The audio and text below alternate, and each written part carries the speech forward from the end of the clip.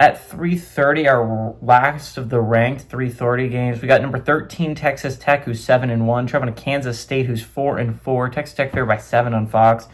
Bayron Morton has gone 104 of 152, thrown for 1,501 yards, 13 touchdowns, 3 interceptions.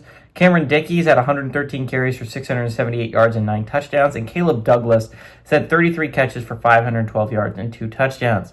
Avery Johnson's had gone 151 of 240, thrown for 1,792 yards, 15 touchdowns, 2 interceptions. Joe Jackson's had 95 carries for 382 yards and a touchdown. And Chase Brown's had 36 catches for 577 yards and 4 touchdowns. Kansas State at 15-9 all-time against Texas Tech. Last 8 games have gone to Kansas State from 2016 to 2023, and they have won 12 of the last 13 times these two teams have played. 2008 was the last time Texas Tech was able to go on the road and beat Kansas State in Manhattan. McGuire is 0-2 against the Wildcats, and Chris Klieman is 5-0 against the Red Raiders. This is a really, really big game. It's a slept-on game with a 3:30 window, but it is an important game, right?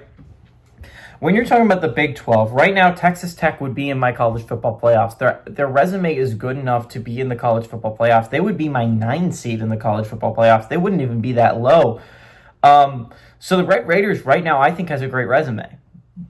Next week, these next 2 weeks are going to go a long way, right? They obviously have the BYU coming to town next week. That's going to be such a massive game. You assume College Game Day is going to go there. They kind of forget about this game. They're going on the road to Manhattan, a place they've historically struggled. And because the end of their season is so soft, right? They have West Virginia and they have UCF, I believe, both at home. So again, very soft end of the schedule. These next 2 games are going to go a long way to seeing if Texas Tech can be a college football playoff team.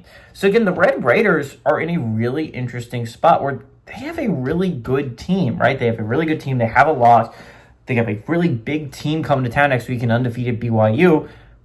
But you're looking at it from the perspective of Kansas State. Kansas State's been on fire recently. If you ignore the first 3 or 4 games, right? They haven't been that bad, right? Recently, they've played really well. They've, I think, won 2 of the last 3 times they've played. They lost that Baylor game in a heartbreaking fashion, but then they beat TCU, a very, very good win, and they have a win over UCF. Now, again, UCF coming to town and beating them isn't as impressive as beating TCU as badly as they did. Again, they haven't lost badly in any of their games. They lost, I believe, by 3 to Iowa State in Dublin. They lost to Army close. Now, again, that's not a great loss, but again, they lost close. They lost to Arizona close, and then they lost off a blocked game winner against Baylor. So again, this isn't a bad Wildcats team. It's a Wildcats team that's honestly been playing pretty well recently. Outside of the Baylor game, again, the Baylor game, they played well enough to win. They just didn't win. They kicked TCU's ass. I believe they're coming off a bye. This is a Wildcats team that is playing, honestly, very high-level football. And I think Texas Tech's going to get caught by surprise by it, right? They're coming off a glorified bye against Oklahoma State. They have this is an easy opportunity for a look ahead, right? You're playing BYU next week. That's the biggest team in the conference.